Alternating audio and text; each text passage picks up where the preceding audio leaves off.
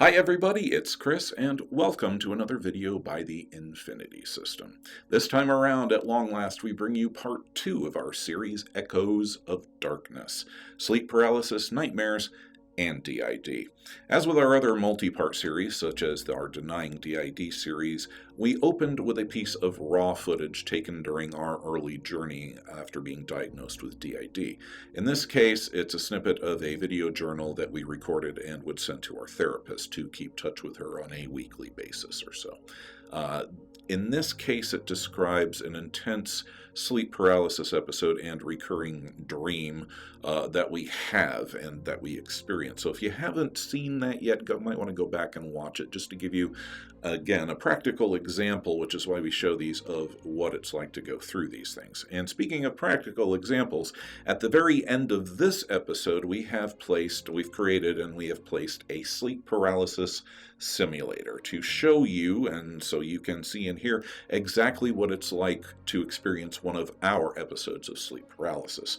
Now, at this point, we are going to go ahead and place a trigger warning, both for, the usual trigger warning content and audio as well, okay, because it does get a little intense. And also, and most importantly, a photosensitivity/seizure warning, because there are some intense flashing bits there, and we can't guarantee that they're not going to trigger epilepsy or anything like that with you folks that might suffer from those conditions. So please watch judiciously for both those reasons. All right, so with that all said, let's go ahead and get into part 2. So let's start with the obvious question. What is sleep paralysis? Well, sleep paralysis is a type of parasomnia, which is a condition where basically there are abnormal behaviors that occur during sleep, things that are outside the range of your normal sleep behavior. Sleep paralysis is also identified by a temporary loss of muscle control while caught between the dreaming and the waking states. This loss of muscle control is called atonia, which is a normal temporary paralysis of your arms and legs that occurs during sleep. Now, why? Well, it's in order to prevent the body from physically acting out the motions of your dreams. Dreams only occur during the REM state, and that's also when atonia occurs. Now, atonia is a primal survival mechanism. This is one of these things that dates back to our early prehistory when we might be sleeping in trees. And while it's not generally a good idea to be thrashing around when you're dreaming, acting out your dream when you're 50 feet up in the air and you got a cougar underneath you or something waiting to eat you. So the body developed the atonia mechanism. Now, atonia is often accompanied in people with REM sleep disorders by hallucinations. Nasty hallucinations of various types, but we're going to get to those in a minute. Now, atonia, as we've just said, only occurs during the REM, or rapid eye movement, stage of the sleep cycle, which leads us to the next obvious question. Well, what is the sleep cycle? Our sleep cycle, sleep itself, takes place in 4 different stages. First stage, N1, which is the dozing off stage. It lasts between 1 to 5 minutes, and you're still fairly easy to disturb because your brain is still in the alpha wave, or the wave pattern that it follows when it's awake pattern. Stage 2, or N2, your body begins to relax further. Your temperature drops, your breathing and your heart rate slow. This phase lasts from 10 to 25 minutes, and you're falling deeper asleep as your brain moves from the alpha into the theta waveband. The third stage of sleep is the N3 stage, which is the deep sleep stage. It lasts 20 to 40 minutes, and you're really kind of tough to disturb at this point. This is when your brainwave has moved from the alpha to the theta down to the delta and the deep delta waves. Now, atonia begins to take effect at stage 4, which is REM sleep, which lasts between 10 to 60 minutes. Now, normally, when a person wakes up, rapid eye movement and atonia will end as the brain begins to wake up and move back to the alpha wave pattern from the delta. However, with someone with sleep paralysis and experiencing a sleep paralysis episode, they remain caught between the delta and the alpha wave states, with the atonia or the muscle paralysis still in effect. Very scary. Researchers consider this what they call a mixed state of consciousness, which also likely explains the mental imagery and hallucinations, and also audio hallucinations that will often persist even once you're fully awake. It does tend to linger for a while. So, next question then. What types of sleep paralysis are there? Are there more than one type, and what are there? Yes, there are two different types of sleep paralysis. The first is isolated sleep paralysis, wherein the episodes are not connected to an underlying condition, like a neurological condition or something you're otherwise normal. So we have isolated. Then we have recurrent sleep paralysis, which involves multiple episodes over time that are likely connected to an underlying condition, a chronic condition or a neurological condition, for example. These two categories, just to confuse things further, can then be combined in order to describe a condition that is called RISP, or recurrent isolated sleep paralysis, which involves ongoing instances of sleep paralysis in someone who does not normally have an underlying condition such as narcolepsy or sleep apnea or any of the other conditions, physical conditions that may cause it. But we'll get into those in a minute. Most likely trauma victims in DID systems, OSDD systems, would fall under the RISP category. It seems to fit neatly. So we've learned about exactly what kind of causes sleep paralysis. What are the effects? What are the common effects of a sleep paralysis episode? Well, the first, as we've already mentioned before, are hallucinations, and these can be bad. 75% of sleep paralysis episodes involve the following hallucination types that are distinct from ordinary dreams. Now, as with atonia, hallucinations can occur both when falling asleep, which is called a hypnagogic hallucination, and upon waking up, which is called a hypnopompic hallucination. Thank you very much, Mr. Data, for those definitions that we'll probably never actually use, but there they are for those who want to know. The first type and most common type of hallucination that you experience in an episode of sleep paralysis is the intruder hallucination, which is a perception of a dangerous or malevolent presence or figure in the room. Sufferers will often see shadows looming or vague forms or feelings. A lot of people have reported, like shadow people or things like that. We get shadows looming over us, indistinct forms, as well as that of our abusers. That's the first type. The second type are called vestibular motor hallucinations, which are feelings of movement, being moved or being out of your body floating above it. This is called an OOBE, or an out-of-body experience. These are very common among trauma sufferers in particular, and one of the telltale hallmarks and most frequently reported things for DID is that during the abuse you will often be looking down at yourself as though you were watching another person and floating above it. So whether or not this could be tied in with the trauma on that level, we're not sure, but it is often reported as a secondary, again, vestibular motor hallucination. So what's the third lovely type of hallucination that we have to deal with? It's called chest pressure or body pressure. The feeling that something or someone is pressing down on your chest and causing you to suffocate or to lose your breath. In medieval times, this would be attributed to a succubus or a succubi or a demon sitting on your chest attempting to steal your soul or to corrupt you, or in the case of a succubus, something else entirely. Now, along with this, since we're touching on the succubus and the incubus and things like that, we can even go so far as to say demon. Now, the perception of sleep paralysis episodes is going to vary depending upon your cultural and your religious context. A demon attack, a visit from a friendly spirit, etc., whatever it may be. You're going to look at it, and your hallucinations and the images that you see are going to be based on that context. So while one person could just see scary shadows, another might see a full demon attack, whereas someone from another culture might see a spirit animal that is sitting on top of them. We actually experienced this with an OOBE with the feeling of a cat on our chest once. It wasn't a trauma situation, but it happened later, and it was one of the most memorable ones because we could definitely feel the cat there.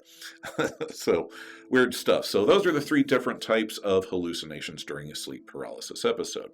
So next question, how long do sleep paralysis episodes last? Well, they can last from a few seconds to around a half an hour, with an average length of 6 to 7 minutes. However, we can tell you from firsthand experience that when you're in that state, trapped, it feels like forever. Now, in most cases, sleep paralysis will end naturally on their own, as you either fall back into the delta wave state or move back up into the alpha state and eventually wake up. However, there are still those lingering effects as your brain is moving in the various wave states from delta back up to the alpha state. Now, is there anything else that can actually interrupt or snap you out of a sleep paralysis episode? Yes, sleep paralysis episodes can be interrupted by two other things. One, another person's voice or touch, and two, an intense internal effort to overcome the atonia and awaken fully. We've had to utilize both of these strategies in order to deal with our sleep paralysis. We're lucky if we don't go a week without at least one episode. It's gotten to the point that over the years, our wife has learned to recognize when we're having an episode by the minimal sounds that we'll make. When you're in that state and you're screaming for help, it's you're screaming at the top of your voice, but what's coming out is only a type of a thing, but she's caught up on those signals and the unconscious body signals and has been able to reach over and shake us until we come back awake. And she's like, honey, you need to wake up. You're having another episode of sleep paralysis. And we'll be like, oh, okay, and it's like, and she'll stroke our arm and hug us, until we calm down a little bit and fall back asleep. And then we have, because we've had so many of these things, we have actually developed the ability to, about 2/3 of the time maybe, be able to focus that internal effort and to overcome the atonia. And it's this really weird thing because it feels like you're struggling, you're pushing against a wave that keeps coming at you until you finally break your head free. It's really hard to describe. But so these are the two things that can also interrupt sleep paralysis. Believe it or not, you can come out of it yourself, but it is hard. Oh my God. So, how common are these exactly? Well, around 8% of people experience a sleep paralysis episode at some point during their life. So the chances are, you might have had one. It does occur to neurotypicals, but they're not terribly common as long as you have good sleep cycle, sleep hygiene, which we'll get into in a minute, and no other underlying conditions. So, sleep paralysis can occur at any age, but does tend to show up between the ages of 7 to 25 the most. Now, whether or not this has an actual correlation with the theory of structural dissociation, whereby DID cannot form past the ages of right around 7 to 10 years old, we generally lean more conservatively to 9 to 10, remains to be seen. We don't have any data that backs that up. Data wasn't able to find any, but it still remains kind of a tantalizing possible connection there. But generally from the ages of 7 to 25 for sleep paralysis episodes. If you're going to get them and get them recurringly, that's the span of time where it's going to happen. So those with sleep paralysis that begins in the teen years, into the younger teen years, may and generally do have more frequent sleep paralysis episodes later on into their 20s and their 30s. We can testify that this happened to us. We began to have sleep paralysis episodes right about the time that Mimi was talking about, around 13 or 14. So, we've come down to the last thing. What exactly causes sleep paralysis? What causes this terrible condition? What makes the brain waves go out of sync and we get caught in that in-between state? Well, unfortunately, the exact cause of sleep paralysis is still unknown. Now, the collected data and the research that there has been shows that there are multiple contributing factors to sleep paralysis. You have your physiologic or bodily based conditions, like, say, for example, sleep apnea, nighttime leg cramps, chronic insomnia, excessive daytime sleepiness, and particularly wrecked circadian rhythms, which is the body's natural day-night cycle, which is commonly interrupted. For example, jet lag is a great example of it.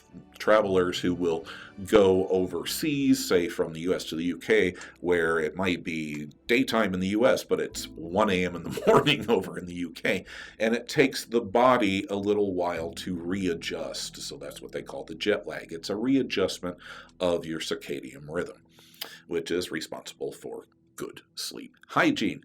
So, another contributing factor, mental health conditions, the natural counterpart to the body conditions. These include, and we're familiar with them, anxiety disorders, PTSD, physical and emotional trauma, abuse, CSA, and DID and OSDD, and the whole gamut of the spectrum of structural dissociation. Now, curiously, in pursuing the data ran across an interesting tidbit, which was that traits in young children, traits of imaginativeness and dissociation or daydreaming, are more likely to experience sleep paralysis episodes later on. Now, of course, we, on virtually every one of our grade school report cards, it had the same thing. Bright student, but daydreams constantly. Well, turns out we weren't actually daydreaming. We were dissociating, just like our mouth is doing right now. So, what the NTC is daydreaming, and might be something else going on here. So anyway, interesting fact that data dug up on that. So, unfortunately, while we don't have an exact cause for sleep paralysis, we do have some things that we can do to treat or manage sleep paralysis. And the thing number one, go talk to your doctor in order to rule out any physical conditions that might be causing or contributing it, such as narcolepsy, sleep apnea, or any of the other physical conditions that we've already covered. Number two thing that you can do to help improve sleep paralysis episodes or to keep them from happening, better sleep hygiene. What is sleep hygiene? Well, it's a person's bedroom setting and daily habits that may influence your sleep patterns. For example, are you one of those people that sets down your phone at least a half an hour before your head hits the pillow so your brain has time to slow down and adapt? Or are you laying there with your head against the pillow and the phone against your face, doom scrolling? How many of us are guilty? Hold up your hands. Yes, us too. We have poor sleep hygiene habits. So that's what it is.